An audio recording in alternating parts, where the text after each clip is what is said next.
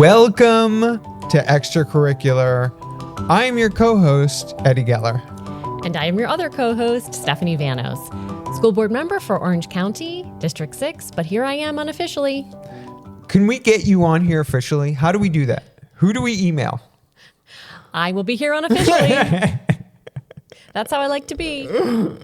I mean, maybe someday. Well, I mean, I feel like we've done like what's going on the school board updates episode where you're not here officially, but it's like kind of maybe the closest we've gotten to getting you officially. Well, I think I just want to be really, really clear that anytime I am on the podcast, no, truly, like anytime I'm speaking, even if I am speaking with media or whatever, I am always speaking as an elected person. I am not ever speaking on, behalf of the district unless I say that I am, because that is not my job. Okay. Do you think we could get someone from the district to be on the podcast? Good luck. I feel like I know some people. You might know some people. I mean, we know some people, but okay, we'll find out. Your smile is infectious. Welcome back to the pod. Always good to see you. Wait, was that to me or to the listener? You know what? Actually, as I was saying that, I was like, that sounds like it could be to the listener.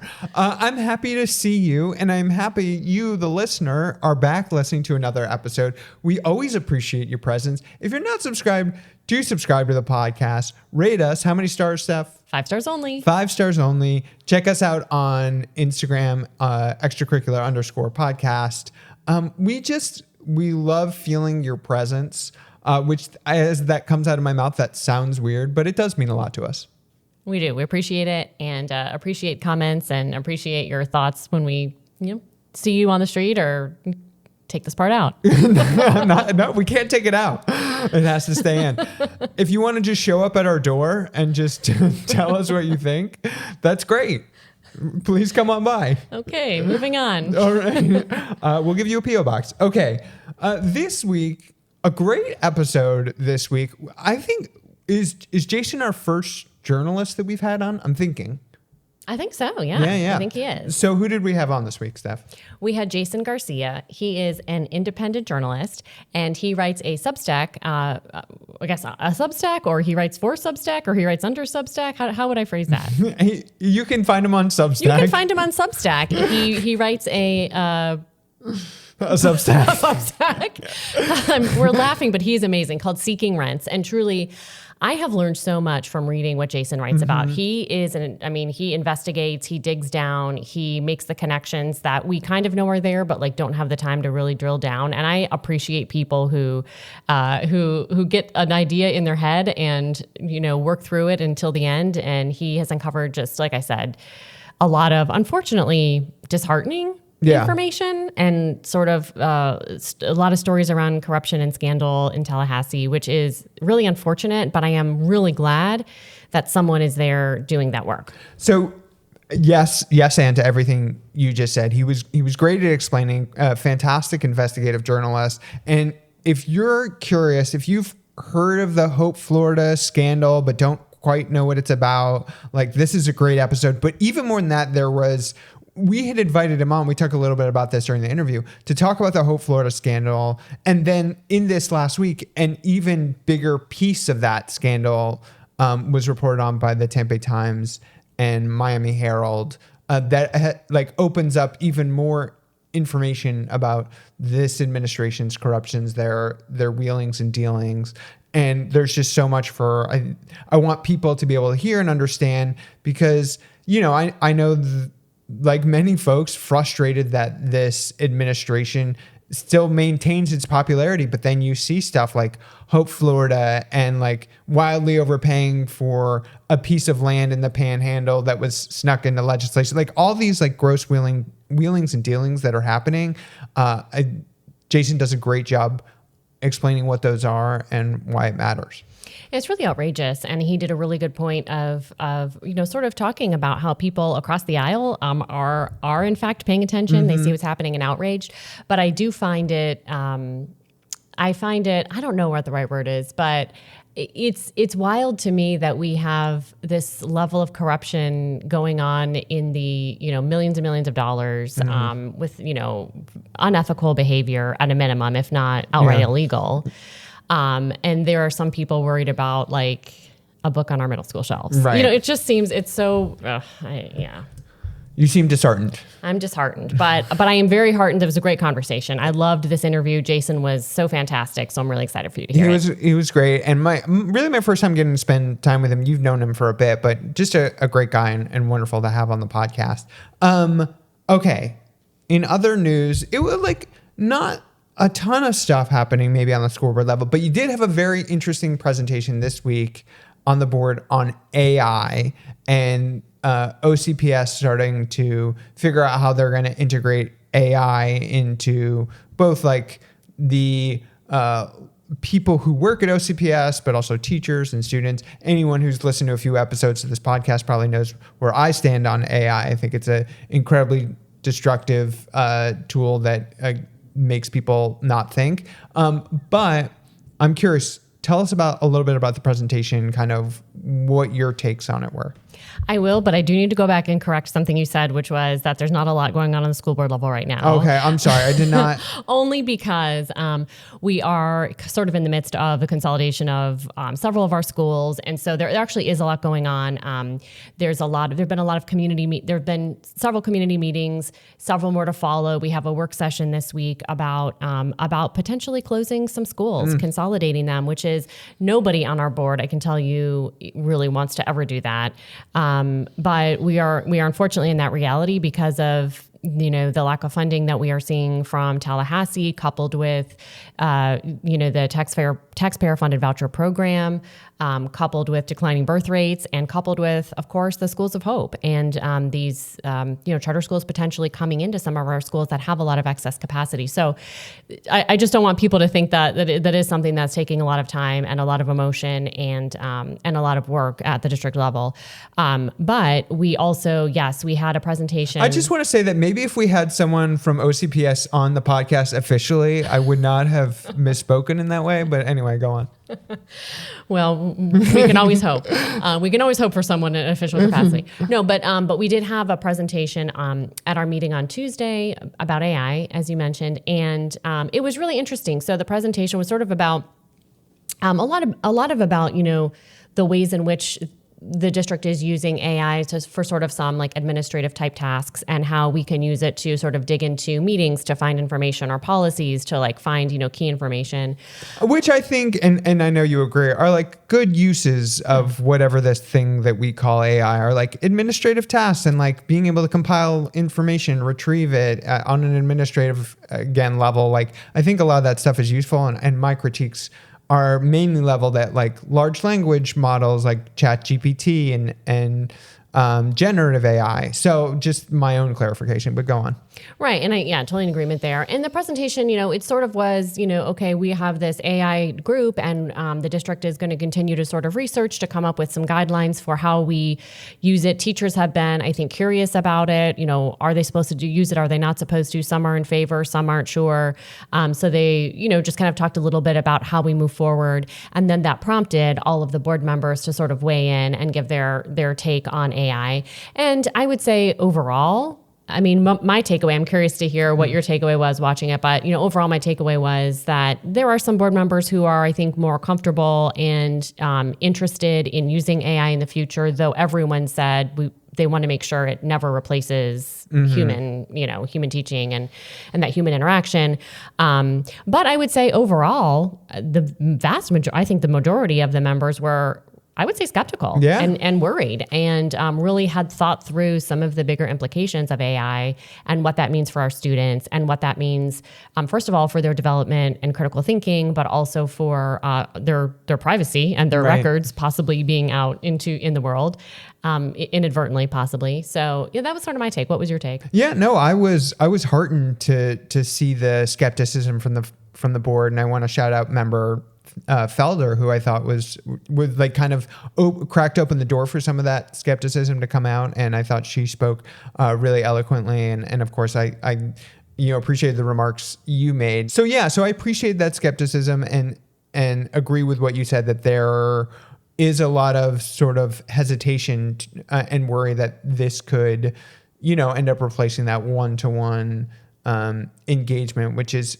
so necessary. And I think we've talked a little about this, that these ed tech companies, education technology companies, will interact with school board members, and this is across the state, and I'm sure across all states, and administration officials, make them feel like they are falling behind if they do not adopt these technologies. And so there is this pressure on folks who are the decision makers to adopt these technologies, to put them in classrooms, and it's about money, it's about making money, and it's not about what's best for students. So I was glad to see the hesitation. Okay, I'm smiling over here because just this morning, we mentioned last week that I moved. And so just this morning I was unpacking a box and I came across my binder.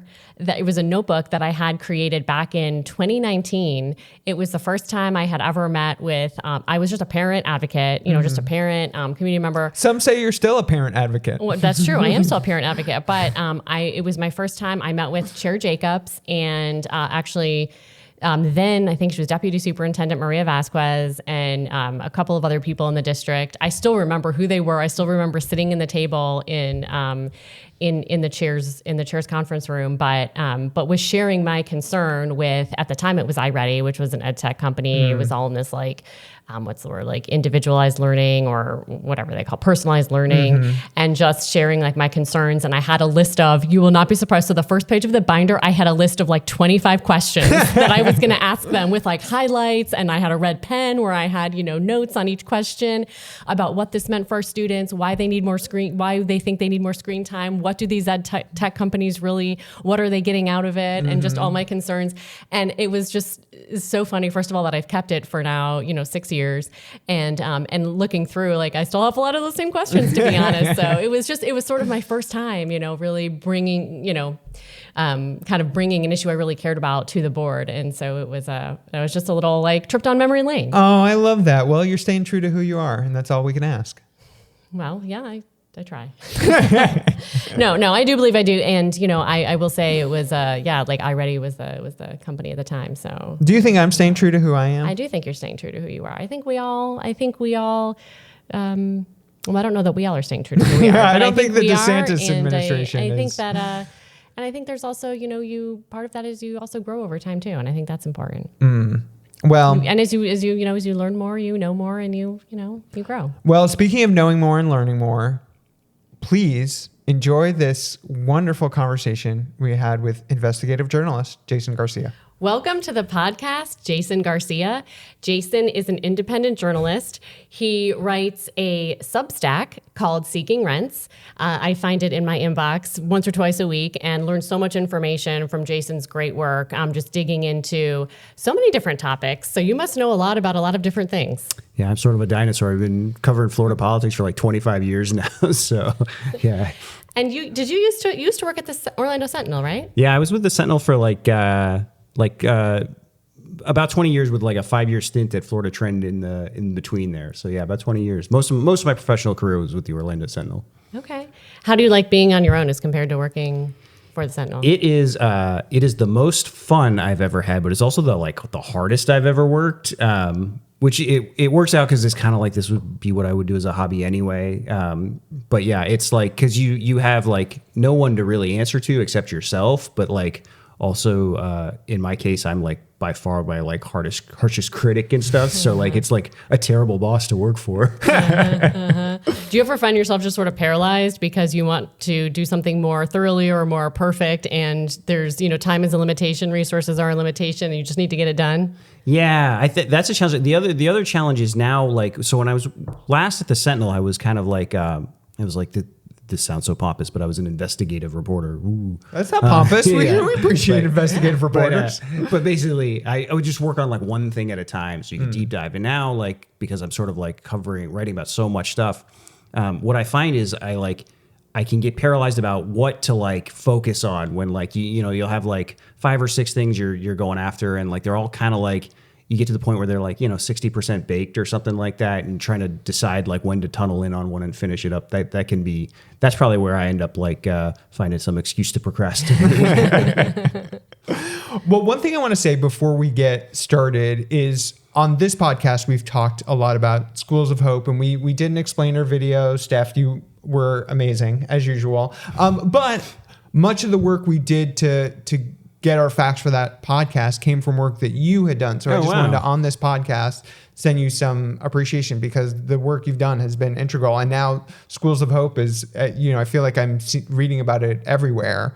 And I think, so much of that groundwork was work you had done. So thank you for that. Oh yeah, that's really kind. I got to tell you, I kind of knew it was like a big deal while it was happening, although I was more interested in it. What attracted me to it, attracted is such a weird word in that context, but like I kind of had known that Ken Griffin, the billionaire hedge fund owner, was behind it, or there was lots of evidence suggesting. So that's sort of the angle I came at it. I'm not an education policy guy, but also like when it happened, I remember thinking like the stuff that I was most focused on was the way they changed the definition of persistently low performing schools and like opened it up that way.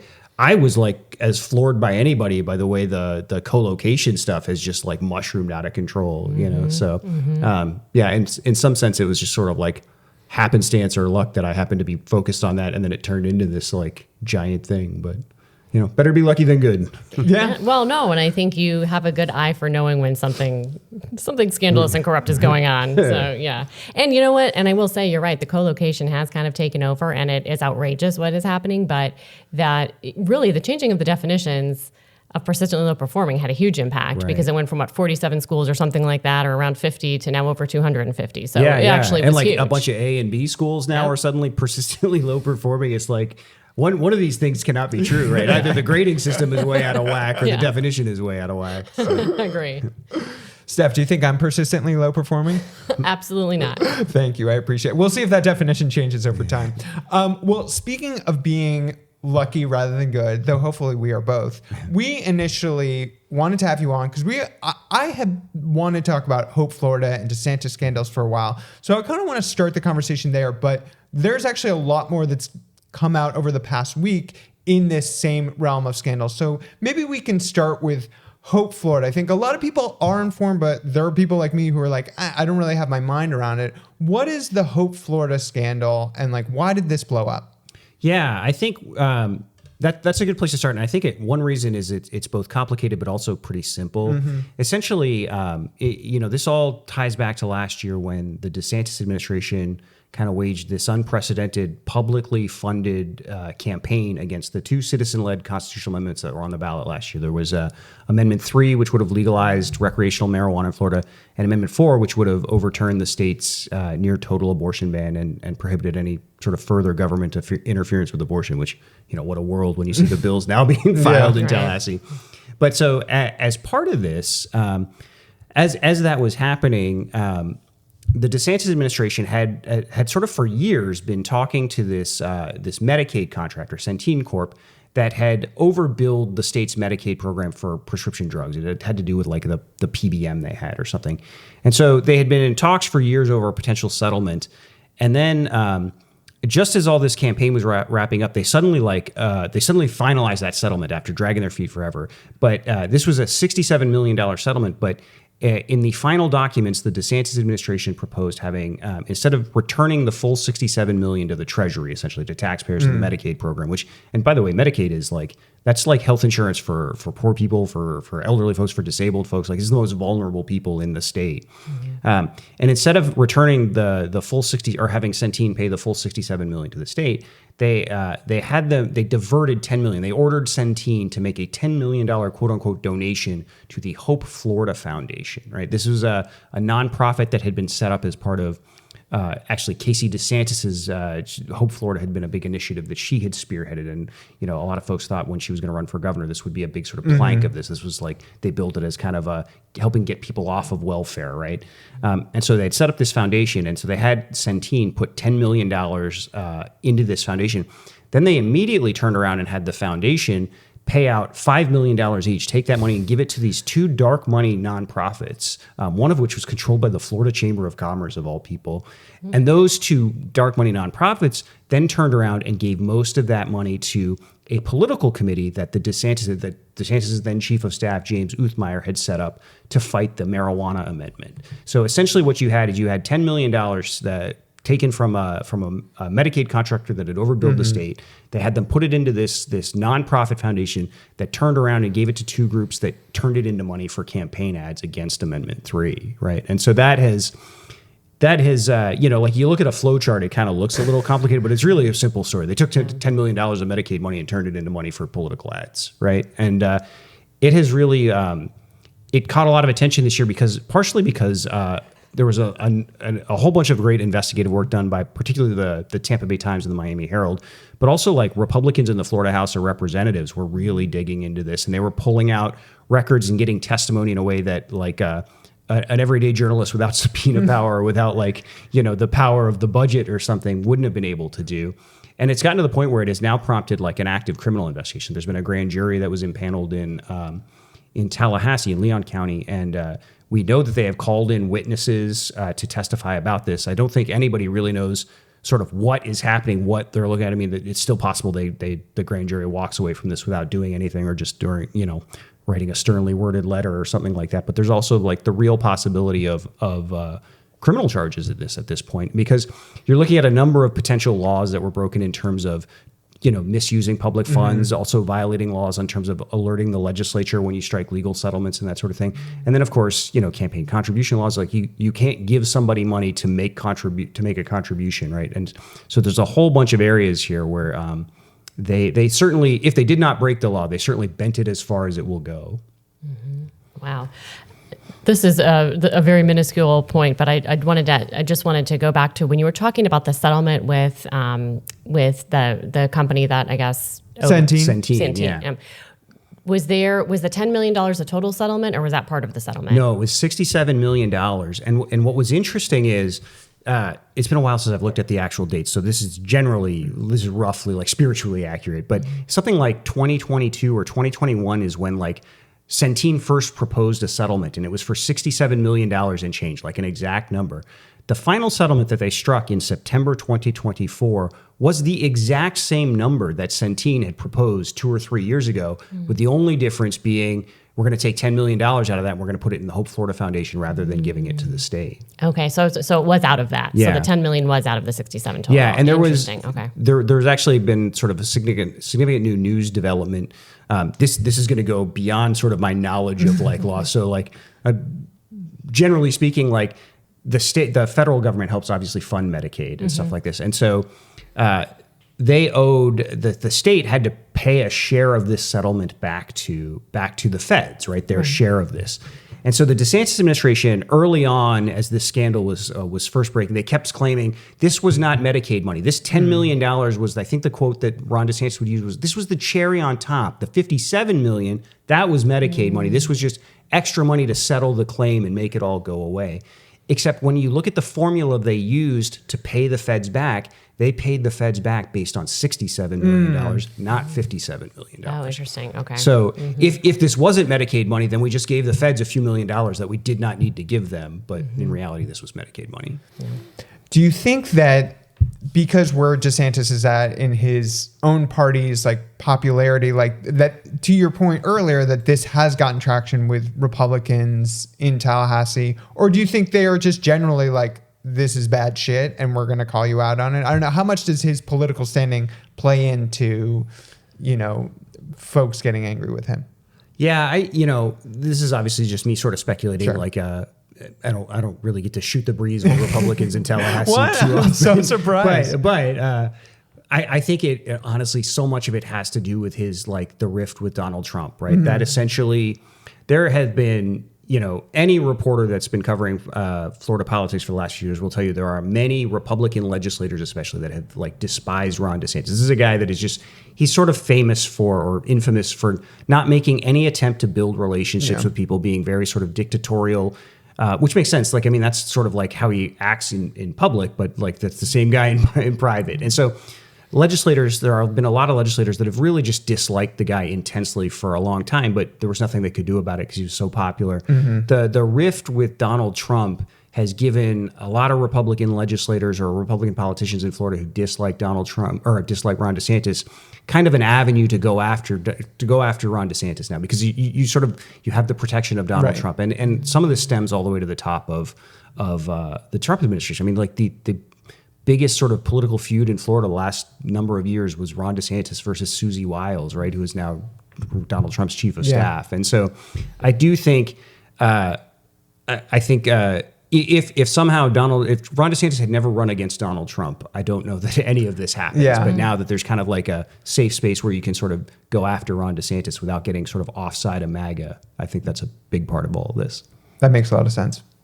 Okay, so this part I mentioned about being lucky rather than good, we happen to have you on this podcast right as this another story from the Times/Herald. They both worked on it, correct? Yeah, that's right. About like even more money that was spent by the DeSantis administration on stopping these amendments that was supposed to be earmarked for non-political reasons.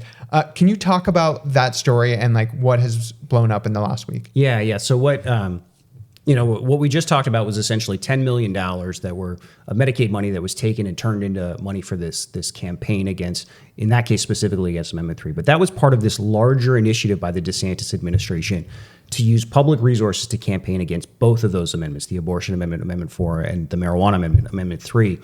And for folks that probably remember this, but the state absolutely blanketed TV and websites and streaming with advertisements last year. They kept calling them public service announcements, but what they were was thinly disguised political ads designed to weaken support for these two amendments. And they ultimately enlisted 5 state agencies in this effort. They had the Department of Transportation, the Department of Education, the Department of Children and Families, the Foster Care Agency, Department of Health, and then the Agency for Healthcare Administration were all airing these ads, these PSAs that were really just ads against these two amendments. And so a number of reporters, myself included, the Times, the Herald, we've all been trying to dig into this because the DeSantis administration during this process, so as the campaign was live, would not answer any questions, would never say where it was pulling this money from, would never say how it was spending this money. We were all doing what we could to try and track this stuff in real time, but because you had an administration that refused to answer basic questions, that refused to timely comply with public records requests, it was hard to get to definitive answers. And what the Times and Herald were able to find, this was a result of months of investigative work that they'd worked on, that the total amount of spending on this campaign, taxpayer spending, was far greater than anybody knew at the time. At least $35 million, potentially more. So you get the $10 million of the Hope Florida money, but then another $25 million from these other state agencies.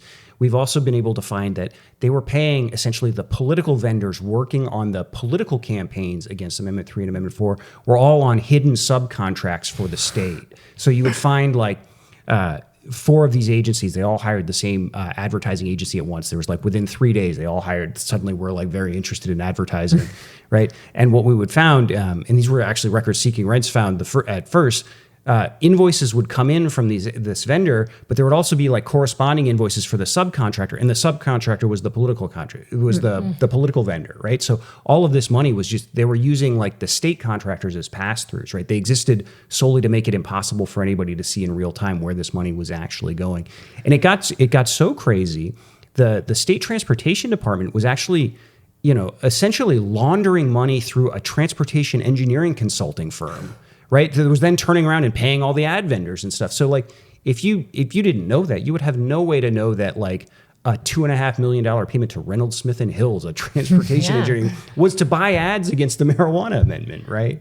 And so the Times has revealed a pile of details. They also did a really good job of tracing where he was pulling this money from. He was diverting money from all these essentially child welfare programs. There's these pots of money that are used to fund like services for foster kids, services for folks addicted to opioids. He's pulling all of these money and essentially paying for ads, consultants, and attorneys to defend it all. I just can't imagine the hours and hours and days and weeks it must have taken to go through all of this information and try to track. I read in the article that you were tracking based on account numbers and trying to match up, just the time it took. But I mean, thank you so much for digging in and doing that. I just, as I hear about this though, and I think about the taxpayer money being just so outrageously spent in this way, I mean, this is the same administration that's like doging. Oh, I know. It's municipalities, right? Yeah, this is like the massive hypocrisy. Which I guess is nothing new, but it's so hypocritical. I guess my other question is, why do you think, I can understand a legislator, voting their conscience or voting their values. I get that. Why do you think the administration cared so much about Amendment 3 and Amendment 4? That was something that was decided by, by the people, by the voters. Right. I think this actually, I mean, so much of like what's happened in Florida the last few years traces back to Donald Trump versus Ron DeSantis, right?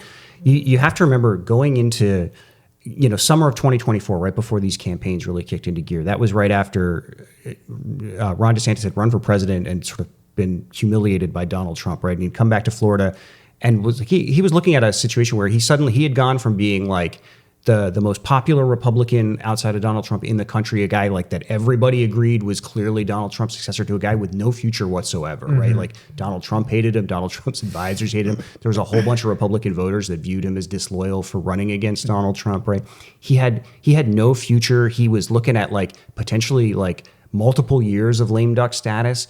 And so I think what Ron DeSantis looked at these two amendments is essentially he needed to prove that he still had juice, essentially, that he was a guy that could win big election battles. And these became like the way for him to like rebuild his career. And I mean, this isn't me tea leaf reading. This was like Ron DeSantis' people were telling other reporters at the time, like Politico Florida would write stories about how like Ron DeSantis has bet his political future on fighting these two amendments. And so it had ultimately nothing to do with the actual policy here and everything to do with just trying to revive his own political career and political prospects for the future. Well, and the article talks about fundraising struggles he was having post-primary, because one might wonder, in a less corrupt normal scenario, why doesn't he just raise this money if he wants to defeat this so bad, instead of stealing from the public coffers? I mean, I think there's like an obvious answer. It's like it was there and he decided he could do it. But it's so brazen and so corrupt. It's really, it makes your mind reel. Yeah. And actually, to that point, he did do the other stuff too, right? Like, so folks might remember there was the legislature in the spring of 2024 had passed a bill like really aggressively regulating the hemp industry. DeSantis vetoed that bill, so to allow these like high potency hemp products to continue being sold at gas stations and stuff. And in that, he then turned around and pocketed like millions of dollars in contributions from hemp industry lobbyists and executive businesses for this amendment campaign. And to be clear, we know this was it. Like CBS, Jim DeFede, the investigative reporter in Miami, got text messages that show like lobbyists for these guys were in a text thread like, we've agreed to raise $5 million for the governor in exchange for the veto. Like it was like an explicit like. That's wild. And that's not the only example. So right in the fall, as he was raising money, Philip Morris, right? Like, I'm trying to think of like, wow. Like if you had to name like the 5 worst companies in American history, that's probably on the list. Yeah. Gave $500,000 to the governor through his political vehicles to fight these campaigns. As soon as the election was over, the administration gave Philip Morris a tax break. They essentially issued this like executive ruling that said its new heated tobacco product, IQOS, I think is what they call it, was not subject to the state's cigarette tax, which was, not to get too sort of nerdy on this, which was wild because there had just been a court ruling that said like this stuff is taxable. And so the DeSantis administration unilaterally issued this ruling that said we're not going to collect taxes on Philip Morris's product right after they gave him $500,000. So like that was happening. But I do think, especially when you look at the amount of money Ron DeSantis raised for his presidential race and back when he was when everybody around the country saw like, oh, this is a guy we got to deal with going forward.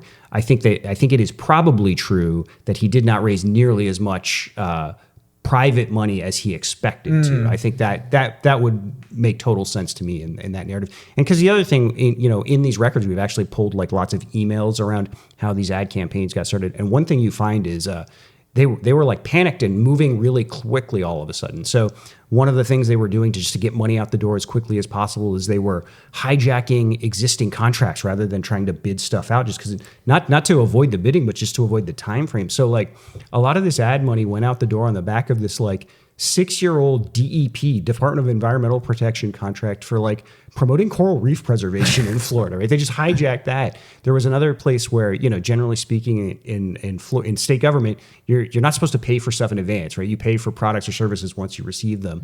And the Agency for Healthcare Administration went and got permission to run $275,000 out the door immediately. So we need to get it out. It's critical to the agency. What it was for was to buy ads during football games to air these anti-abortion ads, right? So I mean, you get the real sense that there was sudden urgency around and that would all fit with also, by the way, we talked about Hope Florida, how suddenly they started moving on it in September 2024 after letting it sit for years, right? Mm-hmm. So I do think there was clearly a turn to okay, we're going to have to take all this from taxpayers because there's only so much we're getting from, special interests right now. Yeah. One of the things that stood out to me in the article was, and I think I really just saw one of the groups, and I think it was some network for pregnancy. It was it was an anti-abortion agency, but I read that their board, I guess, was sort of pressured to place some of these ads, and the board ultimately decided that they were too political, that they were not going to do it, and that then after that, they were threatened by the DeSantis administration with having some of their funding stripped. Yeah, the story's a little bit more complicated in that they did actually run the ads, but they made them more careful than I think the DeSantis administration wanted. What the DeSantis administration wanted, by all accounts, and this is more kind of chatter, so I can't swear for this, but they wanted stuff that was more in line with exactly what the state agencies were doing. Where particularly on the abortion side, a lot of the ads were you may be hearing that Florida bans abortion. That's not true. There's overtly political ads, right? And so I think they wanted the Florida Pregnancy Care Network is what's the name of this. It's essentially, it funds all these anti-abortion, fake clinics. They're not actually medical clinics, but they call themselves clinics and stuff. And they sort of exist to talk people out of pursuing abortion and provide sort of faith-based counseling and steer you in the direction of having the baby. They wanted the Florida Pregnancy Care Network to use, this is an agency that gets $30 million of taxpayer money every year. They wanted to use $5 million of that for these ads.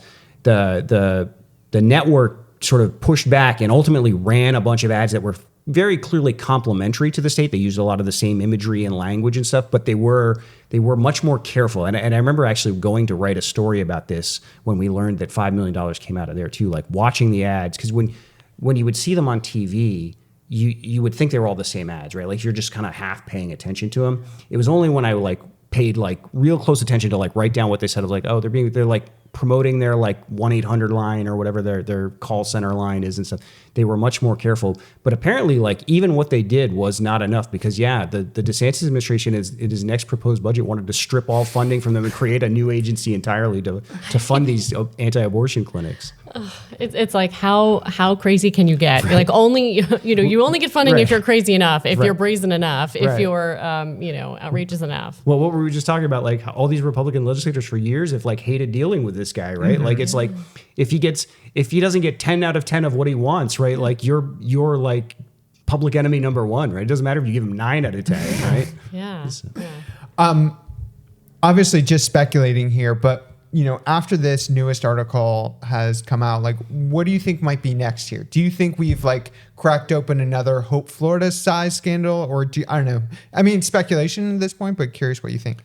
Yeah, I think I don't. Obviously, like you said, I don't know. Part of the challenge is we don't really know what this grand jury is looking at. We don't know what the appetite is for the state attorney.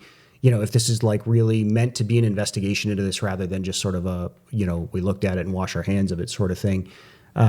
There is clearly, there is ample evidence in all of these records or evidence suggesting laws were broken. So I mentioned in a lot of ways that they were rushing money out the door. So that advance payment that they made that was essentially for ads during football games, when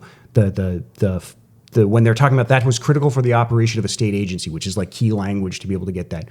Probably not. Probably was not, right? You broke the law there, but whether or not someone actually pushes on that point and proves it in a court of law is a much different thing. A lot of the places they pulled this money from. So there was a lot of there was question about whether or not federal money for transportation PSAs, for legitimate transportation PSAs, was commandeered, and could that get them in trouble with the feds?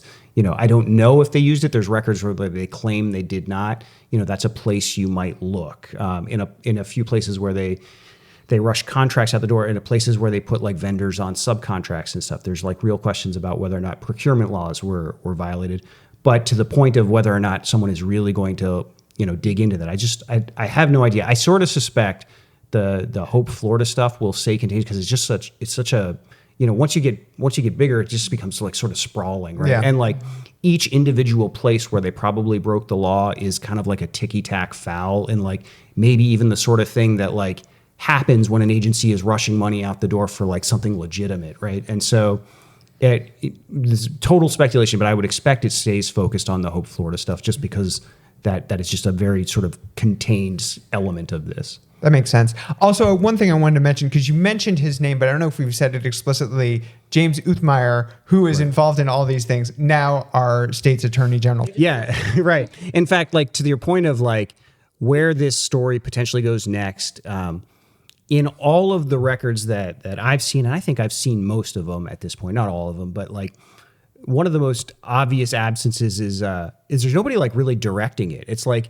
if you, of the records we've seen, and people are still trying to pull records, right? Because like it is impossible to get records out of the DeSantis administration at any time. Like some of the records requests I've made are more than a year old now. They still haven't fulfilled them.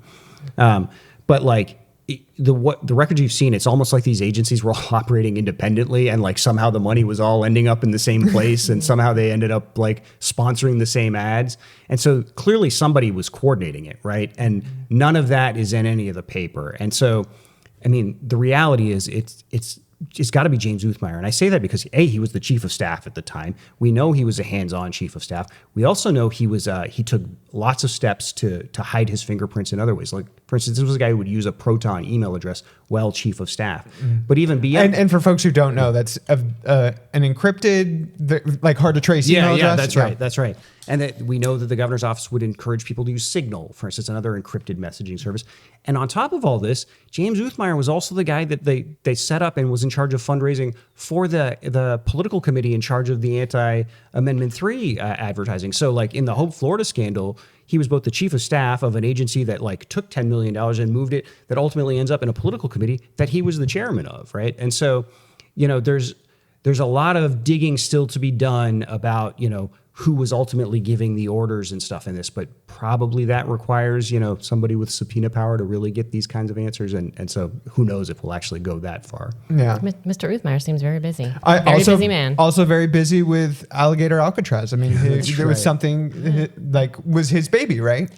Yeah, I don't know how much of that is legend versus how much of that is true. But like by all accounts, if it wasn't his idea originally, he was the guy that like took the ball and ran with it. But it may have been. I know there was some conflicting stuff where like I think Kristi Noem wanted to claim some credit for it later too. So, but it was certainly, it seemed to play a big role in like Donald Trump deciding, you know what, you can be my guy for Attorney General of Florida, because there was a real thought for a while that there would be an entire Trump slate of candidates for these statewide offices versus DeSantis candidates, but Trump has decided to endorse James Uthmeyer, and so that probably gives him a clear path, at least to the Republican nomination.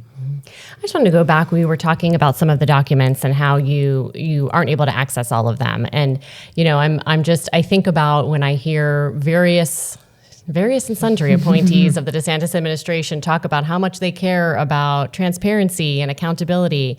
And I'm wondering, a lot of these documents you're talking about, emails, it seems like they would fall, I mean, they are legitimate, like public records, right? Oh, yeah. So they should be producing them. Oh yeah, there's no, and in fact, like, everybody takes different approaches, but like my approach with public records requests is I'm asking for specific records that I know exist or should exist based on like terms of contract. So we're talking about things like invoices or things like progress reports, things that again, are in the contract that the contractor has to produce, that sort of thing.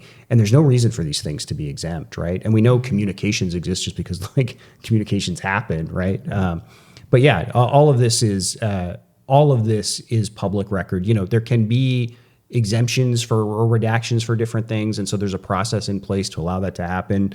And I think any legitimate journalist would like understand if records requests were taking several months to fulfill, especially out of the governor's office. They get tons of records requests. This guy ran for president, which like magnified the attention on him. You had national like opposition research groups, like Trump groups and Democratic groups were like pulling opposition research on this guy, right? And that would have all a lot of that would have been done through public records requests. So I have no doubt It is absolutely true that they have been besieged with public records requests, but it's also absolutely true that we've seen them doing things to actively stonewall these things. Like there have been now, like I think the Washington Post has been suing around some records exemption where there's been testimony about how they slow walk stuff intentionally. I think one of the TV reporters here, Mike DeForest, has done a bunch of good work about how like agencies have been instructed to like send records requests to the governor's office and the general counsel's office before they're released, so the general counsel office can do its own review, which is completely unnecessary, right? But what it does is just adds to a backlog, and then they go to court and say, no, we got, it's on the list. We get to it when we get to it, right?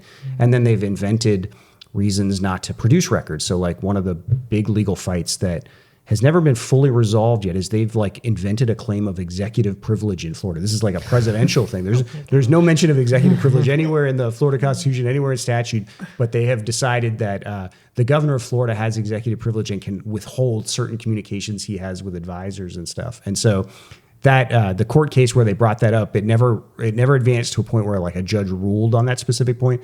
But if they're making those arguments in court, they're also making these arguments internally, right? Mm-hmm. There are legal opinions like where they're holding records back, and it will require litigation to actually elicit those arguments and get those points tested in court. It's only illegal, and once a court rules, it's illegal, right? Right. Definitely using that to their advantage because it costs money. It costs money to bring these issues to a court and to have them resolved and to pay lawyers. So, What records are you holding back, Steph? All my records are out there. All my emails that I love to. Okay, so we'll post a link to this article. Everyone should check it out, and of course, and we'll link to your Substack as well because people should, of course, read you. Closing the loop on that article, this morning, actually just looking at your newsletter, you mentioned a few other story scandals that you've had some hand in, which kudos to you, first of all. On the exposing part, not the actual scandalizing part. Yeah, right. No, Jason Garcia is not involved in scandals. I refuse to report those ones. You're going to have to find somebody else to figure those out. They are not subject to public records requests. This should be a gotcha podcast. Like that would actually 30 minutes into the podcast. We're like, we've got you. What is this account? Explain this transaction. Yeah. Okay. You've mentioned a few other stories. You've contributed to the reporting, including the recent Panhandle land purchase that's been in the news, spending at Alligator Alcatraz, and of course, Schools of Hope. Those are just a few of them. So I was just curious if there's maybe one or two others of these DeSantis scandals that you think really should be on people's radar as they're thinking about how they're thinking about this administration, how they're going to make their electoral decisions in 2026. Yeah, I think this. Have you spent any time on the podcast on this Panhandle transaction? No. I think this is really important because it speaks to, among other things, the way like programs that are really popular get used as a front get hijacked and used for a front to do really gross things, and it ultimately just undermines support for these programs. But so in that case, this is a situation where the backstory here is a couple of years ago the Florida legislature set aside, I think it was like $850 million, something like that, to buy land for what's called the Florida Wildlife Corridor.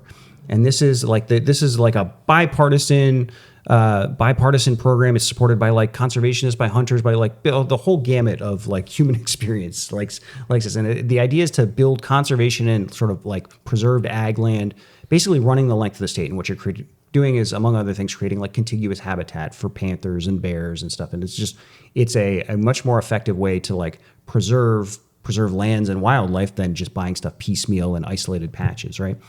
So anyway, the legislature puts, again, nearly $1 billion into this. And obviously that's a ton of money. You don't spend that all at once. So during this past year, the legislature put some language into the budget that essentially said to the state agency in charge of this, you can continue spending this money. But then they added some extra language in this where they said, but the first thing you have to buy after this is this little piece of land in Destin, in the Panhandle, right? This little 4 acres of empty beachfront land.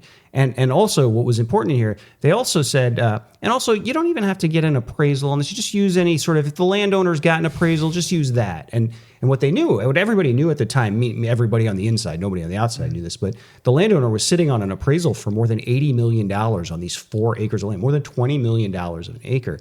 And so as soon as that language got into the budget, of course, the governor, who could have vetoed it if he wanted, signed it, used it to strike a deal with this landowner to buy this 4 acres of empty land, again, isolated from the rest of Congress. None of this has anything to do with the wildlife corridor, right? It's not a part of that. He used it to negotiate this deal to buy this land for $83 million. And lo and behold, wouldn't you know it, that the landowner is a major Ron DeSantis and Republican donor. He had given unbelievable. The guy who owned the majority owner of the companies, because all this land is in like LLCs and stuff, but the majority owner of the LLCs that they're paying this money to gave Ron DeSantis $250,000 during his initial run for governor. He's made significant donations to Florida Republicans in the legislature. And so all of this came out once it was too late to do anything about it.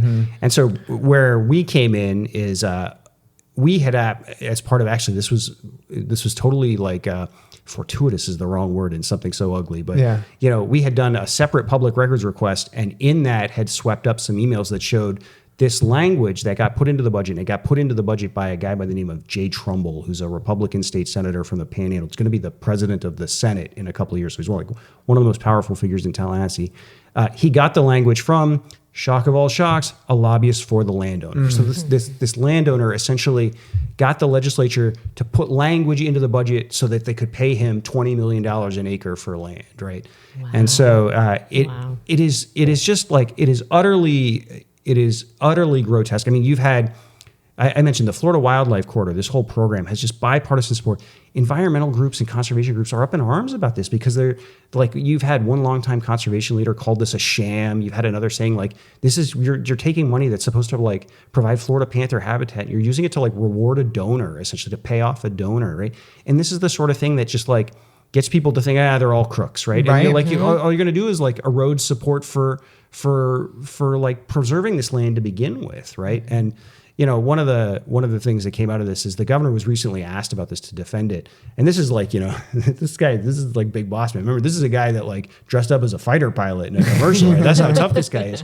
In 3 minutes, he blamed somebody else for this 6 times, as if like he was just like, I'm as much a victim as you guys. Oh my right? gosh. It's just really horrible. And so I think, it is a lot of this happens in Tallahassee, this kind of thing, but it is rare that like it gets exposed to the level of detail as it has in this, and that it is just so like nakedly ugly like this. And I think it's important for people to realize to like hold people accountable that are involved in this, right? Because, we do want to like preserve land. We do want we want people who actually like carry out these goals in good faith, right? And I would argue that we don't have that right now. Yeah. Do you think that people will be held accountable?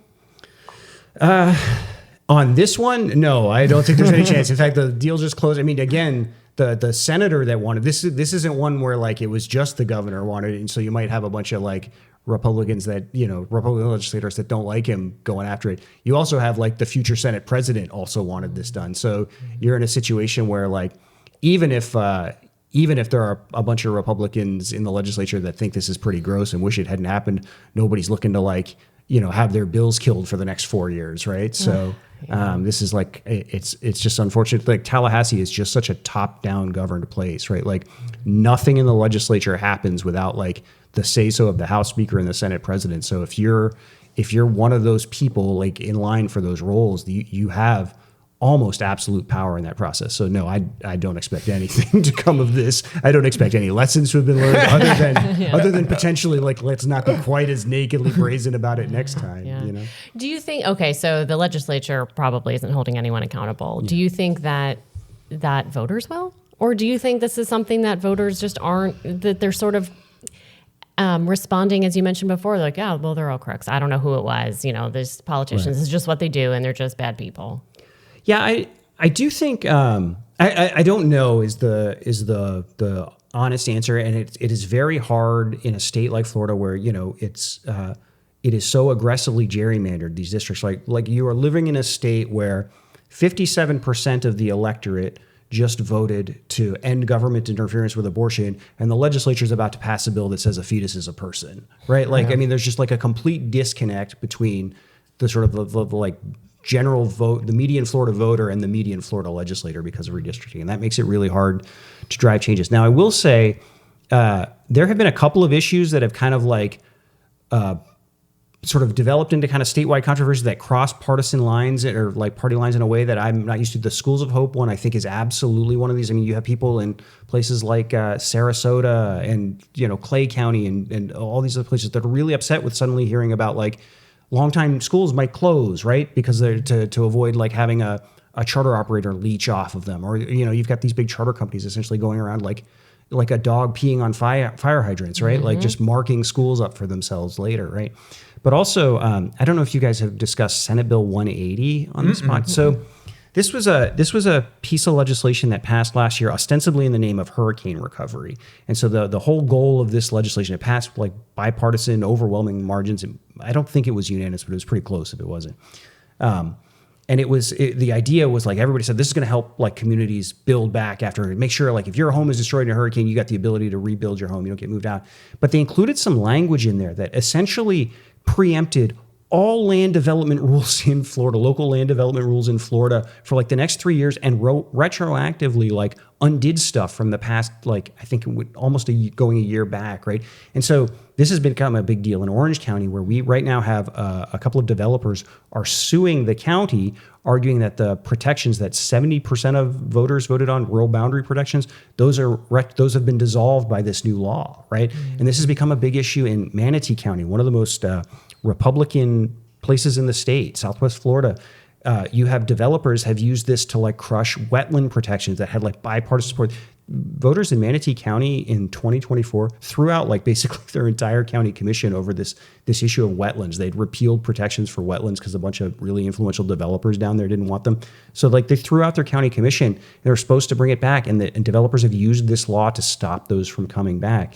And I know I have heard from people around the state about that one in particular in a way that I have not before. And you've seen sometimes these development ones really sort of trigger more of a bipartisan backlash. I remember last year there was a bill in the legislature that ended up dying in part because the sponsor was a Republican from Ocala, and the Republican Party of Marion County came out against it, right? Because they thought it was going to like essentially pave over like horse farms in Marion County. So there are some of these issues where like you do kind of wonder if like the overreach has gone too far and it's like affecting issues that are not at all partisan. This isn't like, social issues that like we all divide around. And so I don't know. I think we'll see some pushback, but the question is just how much can like gerrymandering and like the advantage of money in a state as big as Florida contain that sort of blowback.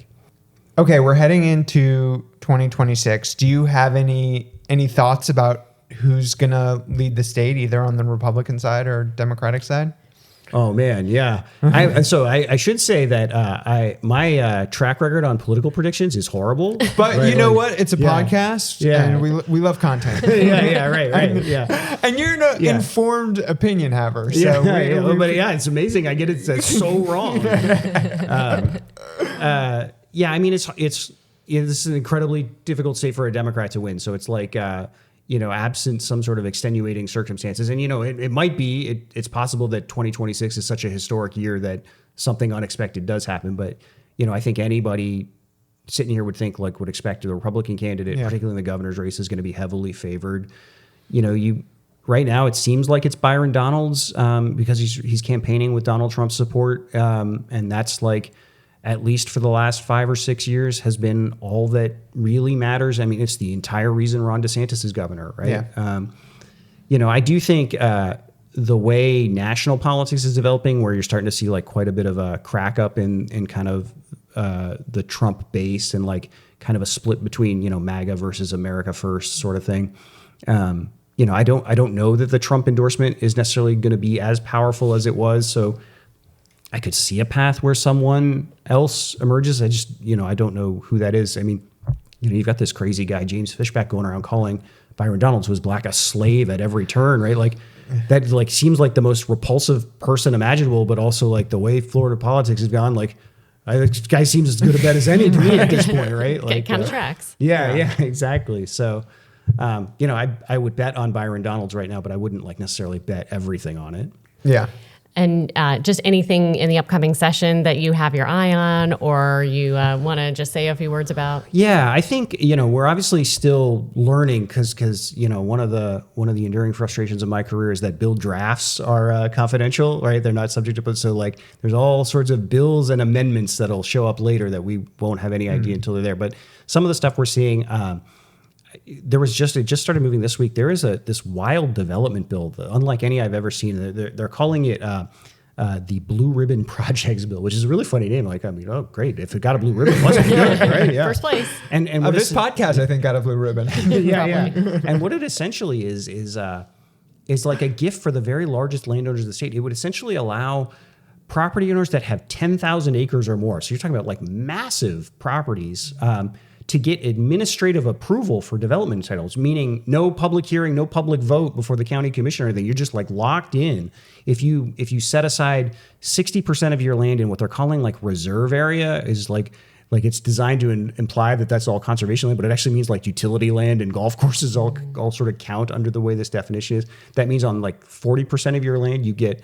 It doesn't matter what the comp plan says, doesn't matter what the future land use map says, doesn't matter what the current zoning is. You get development entitled up to something like 12 units per acre or something like that.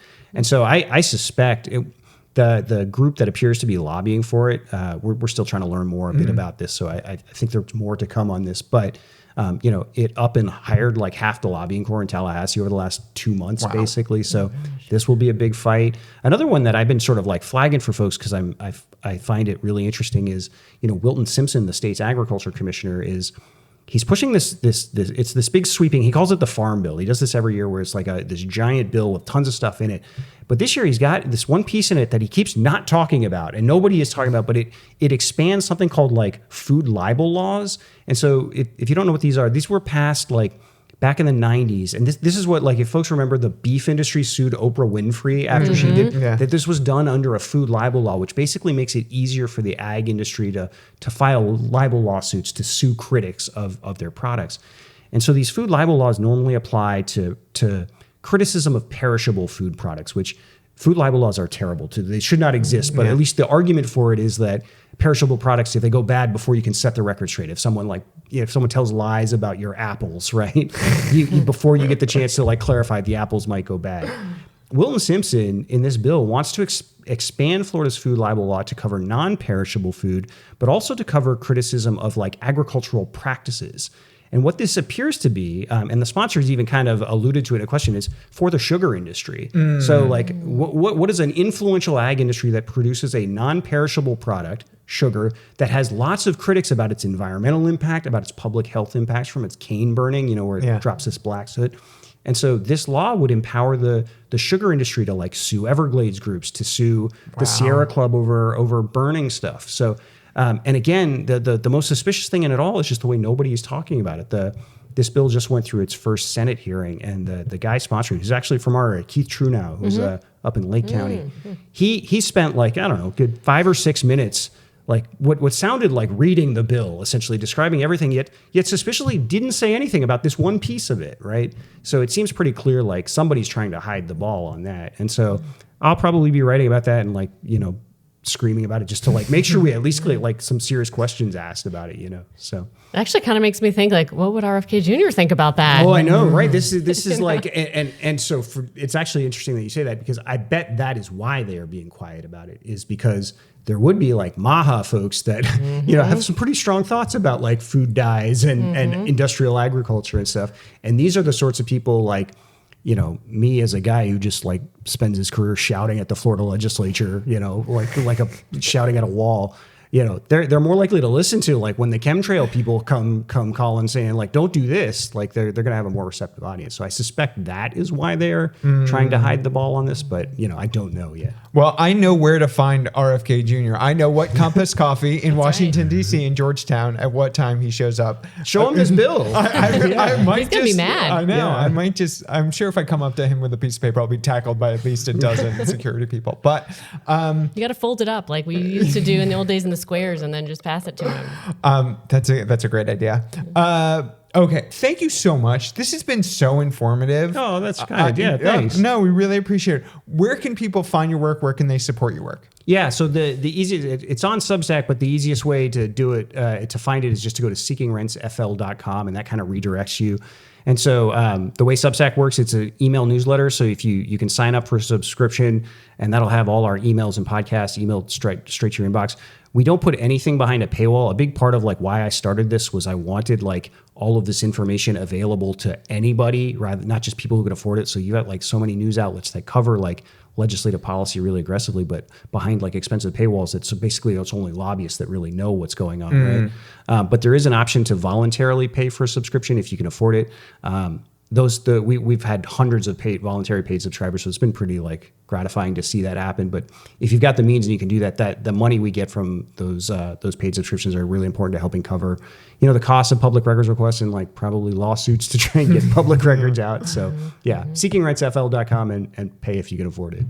Love it. Well, thank you for the work you do, and thank you for coming on the pod. Yeah, thanks for having me. This was a lot of fun. This was fun. We'll have to do it again because I know you'll be uncovering even more in the next session and year. So it would be nice not to, right? Like, it'd be nice if there was nothing to uncover. Like, it'd be nice to come back from session and be like, yeah, it was just good stuff. Yeah, like they're taking care of kids' health insurance. It's they're buying a bunch of wildlife corridor land. It's great. Well, from your lips to God's ears. Right. Well, thanks again. Yeah, thanks for having me.